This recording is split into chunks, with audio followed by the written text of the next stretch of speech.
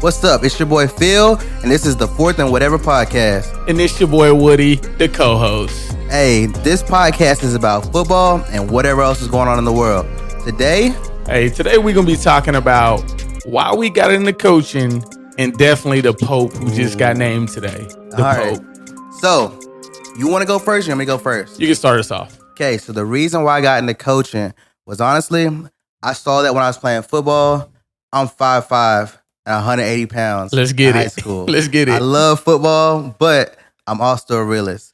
So I recognize that, bro, I'm not going to the NFL, and it's going to be very hard to go to college. Hey, that's tough sometimes to really look at, because I thought the same thing. Like, hey, I really want to go to the NFL, but I'm looking at a 135, 5'6" body. It ain't happening. Yeah, that's rough. You feel me?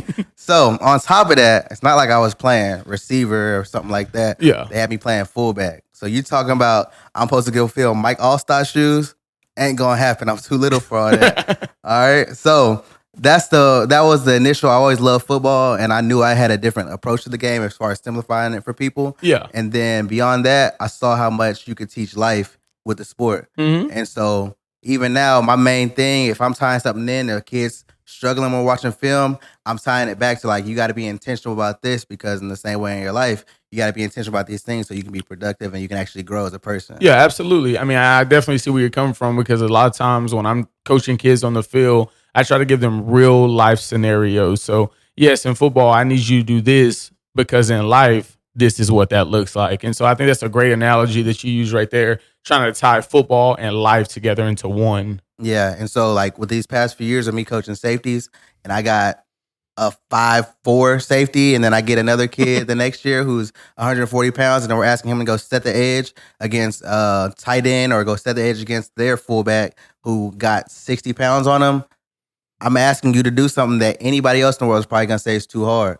But I'm going to teach you the techniques and the ways to be successful. So if you go do that, in the same way, if you apply yourself in life, we can be successful with you, even being quote unquote undersized. Yeah, absolutely. And I think obviously with us working side by side on that JV team, I think we get a perfect representation of undersized kids achieving big goals, just because we can get into their mental and really teach them like, hey, don't let your size fool you, especially like if we relate that to life. Like, just because someone says you can't do something, they just said it. Words are just words. So if we go out there and just do what we know how to do and stick to what we learn, we're going to be fine. Yeah. And so, especially with the JV, I think a lot of times that's a challenge because we have our JV going on one field while the varsity's doing something, and it's just me and you over there. Yeah, absolutely. And so a lot of times when the kids feel overwhelmed, I'm telling them, you do realize I'm asking you to do one job, and I'm trying to look at the entire defense and make sure y'all are all on the same page. So yes, you can look at your own story, your own perspective, and always feel overwhelmed,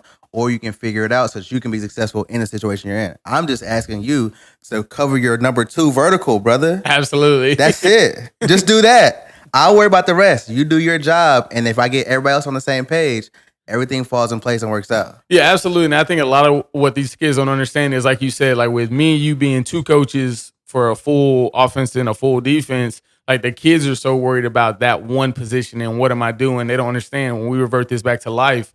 Look at me and you, where I'm looking at all 11 people making sure it's done right. You're looking at all 11 people making sure they're running the right defense. And so I think that the kids get a beautiful representation of us really teaching football and teaching them what life looks like in the grand scheme of things. Yeah, I think too, I always find it funny after our games, especially this past season, we talk about the game and then it always quickly shows off into like, this is how it applies into life. Yeah. And I think letting the kids know, because like I said, our kids, to me, the generation nowadays, like you have to be able to correlate the two things. Yeah. I think that if you don't teach them what life looks like our kids nowadays are just growing up too fast. And so I think that if we let them grow up too fast and don't enjoy being a kid, they're going to kind of miss all that gap in between of childhood and adulthood, that teenage stage where that's really where all your nuggets for life start at. Yeah.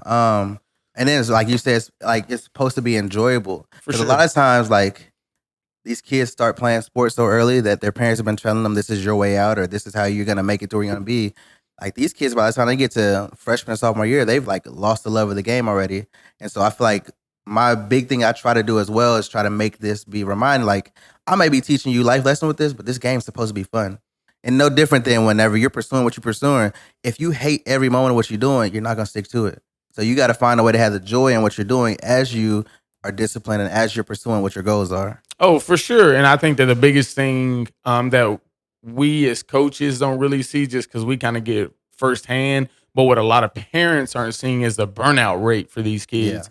You start those kids so young and it's all fun, it's enjoyable. Dad, I scored a touchdown. Mom, I did this.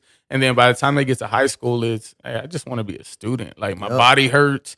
My mom and dad's been pushing me to the brink to be as successful as I can at this. And people don't understand, like, that's life, It is. and that's life. And so, when kids get to that point where they don't want to do it anymore because they're burned out, like that's a really hard conversation for a coach, because you understand that I get it, you're burnt out, but hell, not every day I want to wake up and go to school, but I Gotta have do to it. do it. I got to do it. If I don't do it, I get fired. And that's what these kids don't understand is like, we run a tight ship here Yeah. where we're at. And so it's like, at the end of the day, if you're not doing your job, buddy, I gotta fire you. And Yeah. sometimes, the kids kind of wear that on their sleeves. But again, that's life. It is life, and I think we do a good job of giving kids every opportunity to be that guy. If you have any potential to be that guy, we try to give you the opportunity. For sure.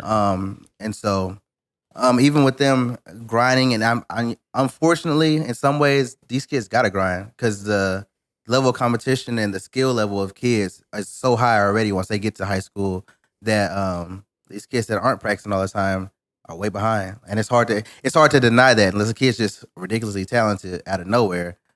If you're not actually practicing your craft, you're gonna fall behind nowadays. Oh, for sure. And I think a big thing that we're starting to see, especially with me and you being recruiting coordinators, we're able to see this. I mean, you're starting to see kids get offered in 8th grade. I'm Yeah, like, I'm sitting here thinking, like, in 8th grade, I barely even know how to wipe my butt yet. yeah, And this bro. kid is a phenomenal, freakish athlete at 6'3", 6'4", already 170, Yeah, and can catch the ball over the top. And freaking Alabama's are offering this kid. And so, we're at that point now, where if you don't start them young, you kind of miss out on that super early development of these kids' brains and how they need to function. And then again, just that work ethic that they need to be into when they get to this point. yeah, man. I couldn't imagine being 6'3" in 8th grade, bro. I was 5'5" and about 160 pounds. I was a bowling ball, bro. Listen, I'm not gonna lie to you, man. I think I'd give probably my whole left hand to be 6'3". Yeah, bro. The whole thing, not even a pinky or a thumb, the whole thing. Yeah, I remember having a friend our senior year ask me, "Hey, Phil, you think mind you, he had offers for different FBS schools and whatnot. He asked me, you know, you think I'm good?" I said, if I was your height and weight, I wouldn't have to ask that question To nobody. to nobody. I'm already know that, brother. Yeah, for sure. I mean, I would, like I said, the best thing I've ever heard someone say is, I remember in high school, I used to tell this kid, he was a big kid, probably about 6'3", 6'4", and I used to tell him, man, if I was that big, things I'd do with that type of body. Yeah, And he wasn't as fast. I was obviously a lot faster than him, but he'd always say, well, if I was that small, I'd be fast. So then I was like, well, dang, you really got a point. Like, because I would love to be that big, but if I'm slow as Christmas, it don't matter. Man, I'll find a way, bro. I ain't gonna lie to you. My boy said, I'm gonna find a way. Hey, I'ma I find a gotta way, be bruh. 6'3", big Now, if I'm dog. 6'3", then put me on the line. I just take my scholarship to the next level, bro. No, for sure, for sure. So what was it for you? What's the big thing for you as far as why you got into coaching? Yeah, so I think for me, the biggest reason I got into coaching is, so a little bit about my life. Like growing up, my mom and my dad got split Yeah. when I was younger, and so really my coaches were like that father figure for me.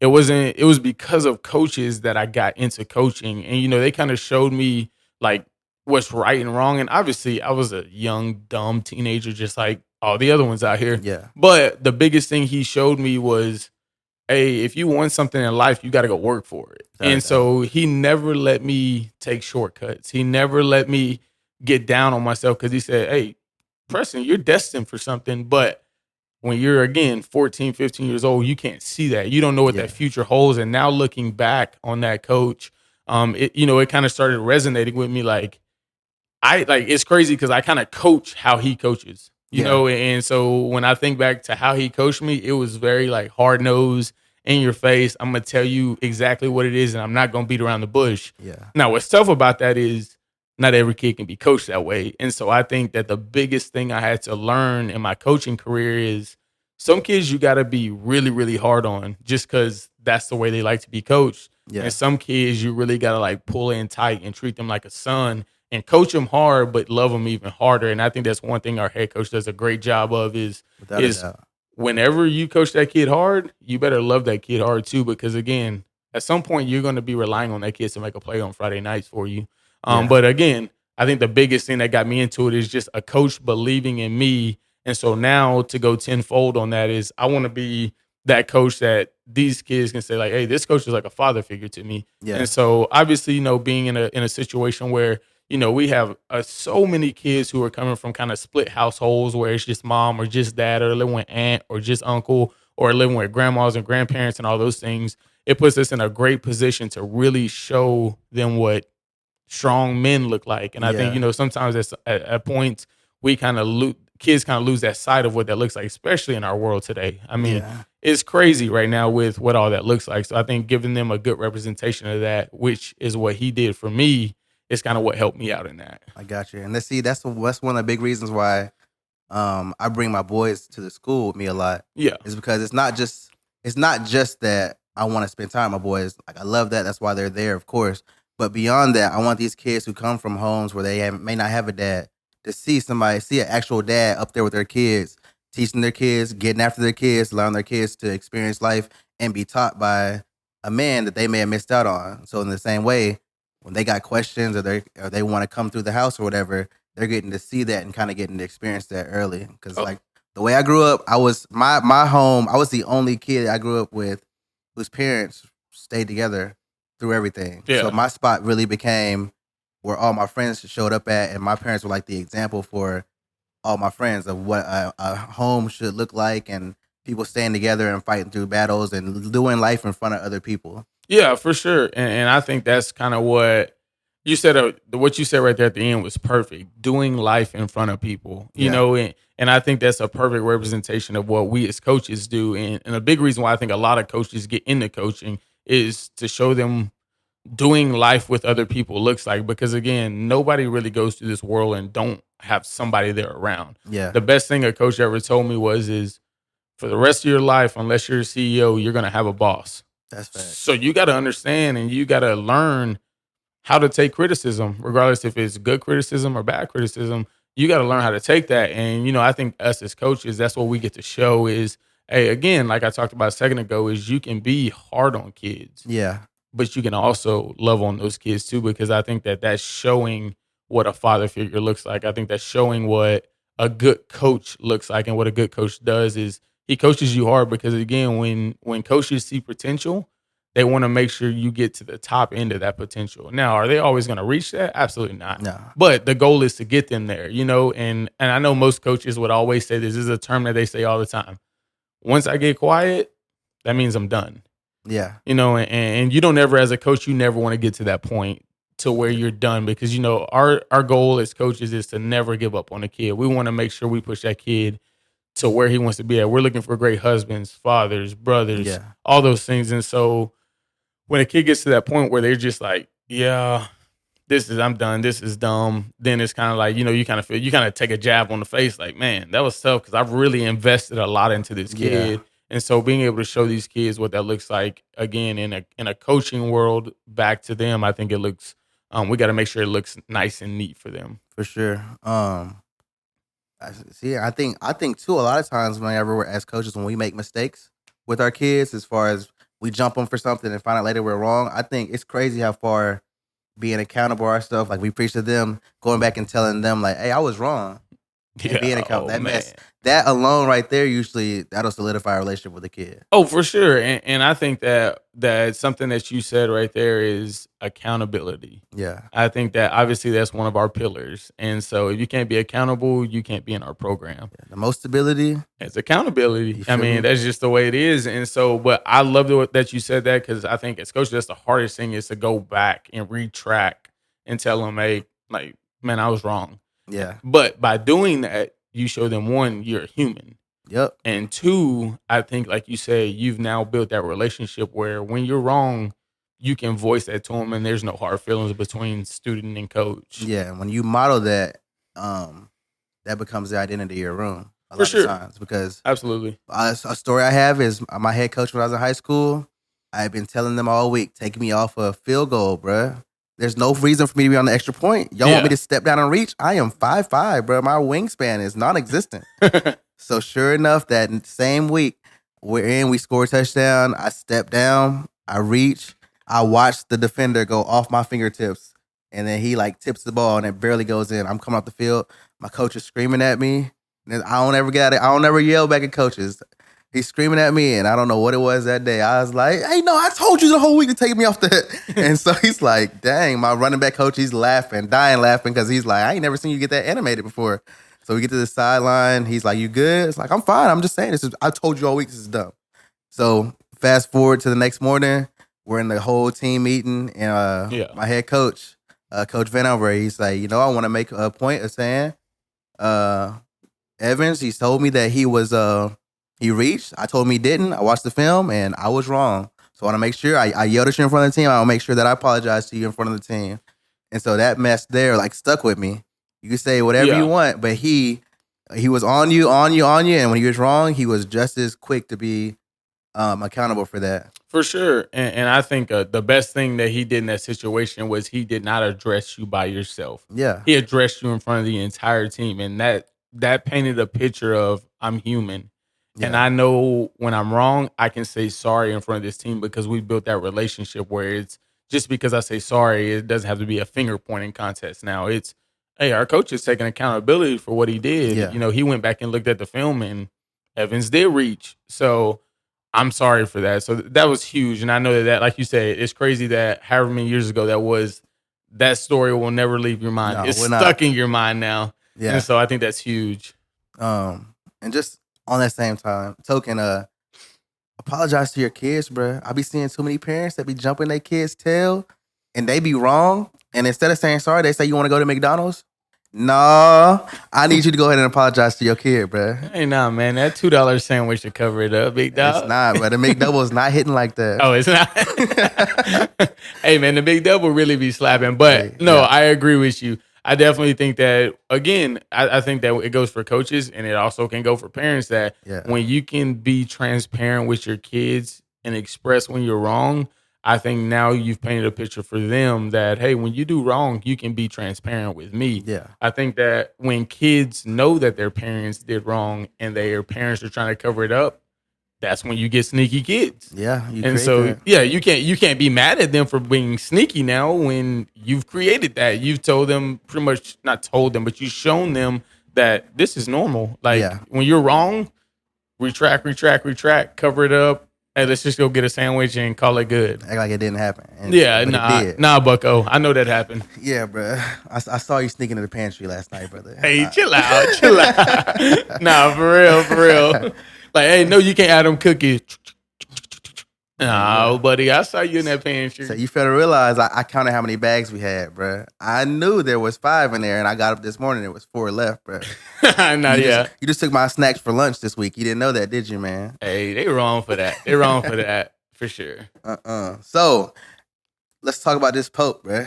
Hey, the Pope, man. Hey, so listen, I get on Twitter and I see it. Oh, we got a new Pope. So obviously, I become real fast. I'm really fascinated with the Pope. I don't really know why. I have no ties to the Pope, but I just think that it's really cool that somebody wears a white gown and stands at different events and just is Man there. now. Yeah, just there. He's a man. They representation for the church, for the Catholic Church. Yeah, so I get on Twitter and they got the little chimney with the little white smoke going. So like, oh, the Pope. It's like almost like Christmas. Like, oh my gosh, we got a new Pope. So then I start doing my research on the Pope, buddy. One, the Pope is from America. That's wild. I don't even know when that last happened. Number I one, think he's the first. talk to him then. My boy said he the first. So not only is my boy from America, my boy is from the Windy City. Not That boy is Chi-Town. from Chi-Town. He's from Chicago, man. Hey, so that's it really is crazy. Like he's living in a completely new country and he's a pope. Like he is the man in charge and my boy is from Chicago. Yeah, that's wild. I don't know much about the Pope. I just know he over the Catholic Church. Um, I just reading here and there once I saw it pop up on my Twitter as well. I think he's like comparative to most, he's like the most, I guess he seems far left, but he's really more I guess moderate in a sense than what they're used to. Yeah, it's a little different, you know. When I got on Twitter, I kind of started looking through some of the stuff that what he's done and where he stands, and it's kind of crazy. I promise you, viewers, we will never, ever, ever get onto this podcast and talk politics. That's just not what we do. It's not what Nah. we'll stand for. We really don't care about it. But what I did see is that the Pope is a very far left guy.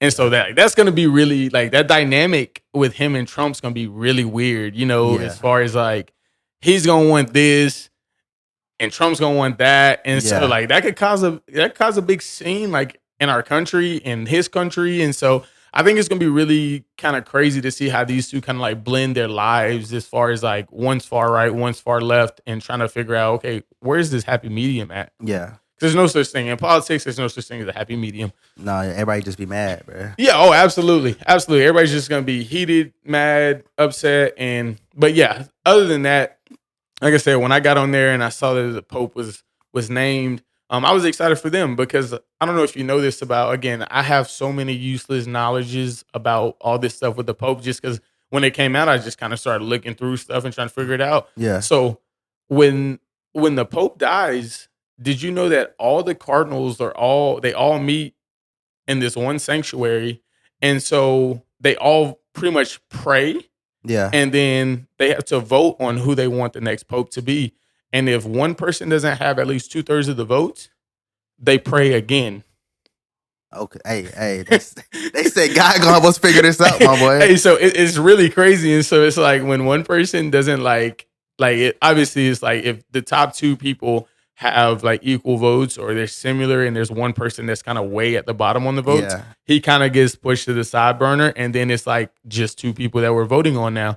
But somebody has to have 2/3 of the votes in, and pretty much like when I was reading it, it was crazy. It was like if somebody doesn't have 2/3 of the votes, then the Lord's not telling them who it is. So so after they cast their votes and they do all the voting, they take the paper and actually put it like in a fire and they burn it. So no Yeah. one knows, no one sees their vote. They just burn it and it like goes into the atmosphere. That's smart though, because you don't want to be the guy. They're like, hey, it was you that switched up, huh? Nah, for real. Hey, little peekaboo ad boy. Hey, I knew it. I was like, I thought you were solid, and now you switched teams, and we were supposed to be voting for Buddy, but when we prayed, you had a heart change, I guess, huh? Hey, you know what it reminds me of? This show I watch all the time where it sounds like Survivor. Where Hey, you yeah. really think like, hey, we're gonna vote this person out over here. And then at the last minute they get into the little booth and they're like, nah, actually I want Johnny. I'm gonna vote him off. Yeah, 'cause I couldn't tell Johnny because he always right here. I couldn't say it. He always right here beside me. And then everybody's like looking around, like everybody got their eyes all big, like, wait, who the one who switched up? And then when they go into like the little bunkhouse, they're like, who was it? And everyone's like, shit, not me. It wasn't me that did it. It wasn't me. Nah, we know who it was. Yeah, bro. But ultimately, like I said, I mean, the Pope has been named. I'm super excited about him. Again, not for any political reasons. I just think that, again, I mean, it would be like if we were in a period without a president. I mean, Yeah. they got to have somebody in charge, but it seems that he's going to do a good job, and I'm really excited to kind of see what he does over there again because I don't know a whole lot about him, but obviously with him being the Pope, obviously we're going to get a lot of information on this guy Yeah. here in like the coming future. He's gonna have a lot of influence, so praying he does a good job at his job. You feel me? No doubt, no doubt. I mean, he got a big job. I mean, the Pope is pretty much the president over there, and Yeah. they're held to a really high regard. I mean, if you go back and look at all the different events that the Pope was at, I mean, he just is at a lot of just random things. Like, Yeah. why are you at the X Games? Because I'm the Pope, my boy. No doubt, no doubt. And I wear a white suit, and everybody gonna Yeah, see it. Yeah, You know, when you see it. Yeah, and they wear the little like the little tall little top hat. I'm like, hey, you want to know? Again, I'm not making fun of, but the top hat for real looks like one of the hats from like Hibachi Steakhouse. Like Benny Hanna, bro. Yes, yeah, just like a tall hat. But like, I'm very curious like how they crease it at the top because it kind of like gets real creased up, Yeah. nice and neat. So it's a little different. It's a little I'm different. I'm about to be on YouTube and TikTok trying to find how they make the Pope hat, bro. How they make Nah, that? for real, for real. I mean, again though, it's just cool, like I said, that we, because again, I wasn't. I mean, I was alive when when this last recent pope became in charge, Yeah. but I didn't know anything about it. Again, when growing up, when you're in history class, they don't really teach you about the pope, and if they do, they tell you about all these people from history, and it's like King George the 30th, 100,000th, and you're like, buddy, there's so many people I don't before know you. him, Yeah, bro. I have no clue who that Apparently, is. the King Philip, but that's not me. I'm not a king. You feel me? Talk to him. But it does. I think it is cool because we're living in a generation where we're able to see this like Yeah. firsthand. You know, we're able to like kind of like I'm at that age now where I can experience like, okay, this pope died, and what's the transition for the new pope to come in? Because also I didn't know that if you're over. First off, have you ever noticed that all the popes are old?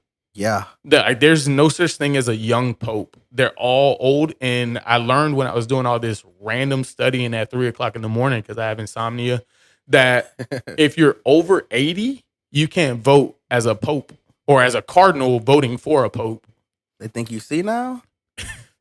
They think you might. You might not be all there. Yeah. And obviously, you might not be all there, and the good Lord ain't gonna give you that wisdom when you pray to Him. So he stopped hearing you when you hear.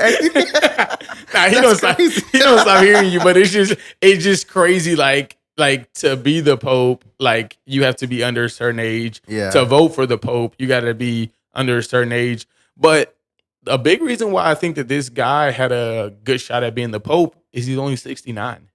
Okay. And so, the last Pope was 79. So if I get 10 good years out of this Pope, we're in good shape. Yeah. But I think the craziest like similarity that, not necessarily similarity, but the difference is that we have from our like elected person and their elected person is theirs has no timeline. Like the Pope can be the Pope for 30, as long as he's alive. If he gets put in charge, he's the Pope until he dies. Yeah. And so, and here, obviously, you get 2 terms, so 4 years and 4 years. And then after that, you can't be the president anymore. So it's kind of crazy that they kind of picked that Pope. And I think that's why he was in a position to possibly get that top spot, because I think the other 2 guys who were running for it, it was a guy from Ghana who was one of them, which he would have been the first black Pope. Yeah. And then they had a guy from the Philippines, and he would have been the first Filipino Pope. So it seemed like it didn't matter which way they went. It was going to be the first of something. Yeah. But it just so happened they got my boy from Chi-Town, and he about to get him right over there. Yeah, bro. He had the YNs with him. Nah, for real. Oh, snap. But no, that is wild. That's why they be praying though. Cause if we vote you into this, partner, we gotta deal with it for a while. Yeah, for sure. And like I sense. said, you just don't know what that longevity of that guy's gonna be like. So you gotta really want this person there. Yeah. But again, and the last like really random fact of knowledge that I have on this is once the Pope dies and all these cardinals kind of meet in this spot, they're not allowed to leave until a Pope is decided upon, because they can't watch TV. They don't get to leave the building because they don't want any outside influences on their decision. That's real. So it's kind of crazy. It's literally just 100 guys in red robes and red hats praying and walking around. Yeah, I'm really trying not to talk about gangs right now. You said they all in red, and you already know it. Hey. Nothing but the blood, you feel me? Hey, chill out, man. But again, that is the last thing I would say on the Pope. But again, if you want to know any more knowledge on him, you can just look up the new Pope, kind of get an idea of who he is, where he's from. And I think it's a lot of it's really cool because we don't have anything that we do here. It's how they do things there. Yeah. So you saw everybody get upset about the AI generated photo of Trump in a Pope hat? I did. That mess is wild, bro. AI is messing stuff up already. Nah, for real. And it kind of blows my mind when I saw it. I was like, first off, who put my boy in the Pope suit? Hey, all you gotta do is type it in, jump on ChatGPT, put it in there, bro. Let me put Donald Trump in a Pope hat, in a Pope suit, in a Pope outfit. You feel me? Yeah, nah. Hey, so they put him in the Pope outfit, man. And I'm just trying to figure out, like, he looked like that's what he went in. Like, it didn't look fake. It actually looked like real life. So it was kind of crazy. I know that when it first got sent to me, I was like, what in the hell am I looking at? Why is the Donald Trump in a Pope outfit? Yeah, you got all the people that are looking for any reason to be mad. And then you got the same on the other flip side. People are just going to try to defend it as if he really did it. I'm going to defend it. Y'all got to, hey, let's just be rational. For sure. I mean, I agree with you. Again, this podcast is never about politics. Again, I'll say it over and over again. Yeah. We will never pick a side of this and that. But I do agree. I think that once it came out, you had one side who was, this is the most disrespectful thing I've ever seen. I don't know if you saw that the Pope that is in New York made a comment about it. Like, like, don't disrespect us like that. And then obviously you got people on the other side who are like, hey, nah, he really could be the Pope if he wanted to. Yeah, so like, you gotta have a sense of humor. Like, I mean, you can see both sides. Yeah, right? I really can see both sides of it. I just think that the audience he put that out to, which is all the American people, I just don't think it was the right time. No. You know what I'm saying? Because just an example, if he passed away and somebody from another country put themselves on his body, people would themselves with the Trump hair on. Then people would be outraged and they'd be just so disrespectful. He passed away. Why would you do that? So I get both sides of it. Yeah. But at the end of the day, again, I try to just stay out of it. I mean, you can get on any of my socials and you'll never see me resharing or sharing or tweeting anything politics, because at the end of the day, when I talk politics, I just get tired. Yeah. Now I might tell you about Jesus. All right, I ain't gonna hold you. I might tell you about Jesus because that's my savior. You feel me? Talk to him, big dog. Ain't no shame in that. But politics, I believe in as much as you can separate church and state and all that. You know what I'm talking about? For sure. And I think that when you do that, you can be cordial with everybody. Yep. Because I'm trying to understand where you're from. And exactly. where you're coming from. Exactly. And I think when you try to understand other people's point of view, it gives you the avenue and the leeway to actually share your point of view. For sure. I think if you're very, no, I'm not listening to that, then it makes it very difficult to have conversations with people who are far right or far left. And I think that the only way we as a country can really grow is if we listen. And I think, and again, I'll just pull it all the way back to the football stuff. If you just listen before you speak, that's life. Yep. Which is exactly what we tell our kids when I'm trying to coach you on something. Let me explain why I need it like this, and don't try to defend yourself right now. Yeah, I will say, as a coach, the thing that'll make me pull some out of the field the fastest, if I'm trying to explain to you and you start defending yourself, hey, come and sit over here. Hey, y'all go in. You stand right here. When you calm down and you can listen to me, we'll talk about you getting back in the game. Yeah, for sure. I've seen it go wrong too many times where you so focused on defending yourself, and I leave you out there, and they hit you over the head. They don't take points off the board. We supposed to stop them from going up there, and you and your feelings, and I can't do nothing about you getting us scored on. You feel me? Oh, man, we just trying to get the band playing offensive side of the ball. We just trying to get the band. I'm trying to hear a silent game. I ain't trying to hear no bands play, bro. Yeah, man, that ain't real life. But no, I definitely get where you're coming from for sure. Yeah, I guess the band could play when we get a pick six because y'all threw us the ball. Chill out, bro. My fault, bro. Chill out. I be tripping. You do. I need to tie your shoelaces because you big tripping. Hey, that's why I ain't got none. I ain't wear shoelaces today. Ooh, little slip on. I had the custom illustrious soul shoes on today, bro. Talk to him, man. I did see those. Yeah, I did see those little Wildcat ones. I be feeling low key like I'm the man when I put them on. Oh, I'm the man. Hey, they don't even know nothing about that. That's an old school song. That's a super throwback right there, big dog. Super throwback. But I think this is a good place to stop this episode. We plan on putting one out. I would probably say bi-weekly. Yeah, hopefully for sure. We get to the point where we can do weekly episodes. But make sure you stay up with us. All right. For sure. Don't forget, this is 4th and whatever. Yes, sir.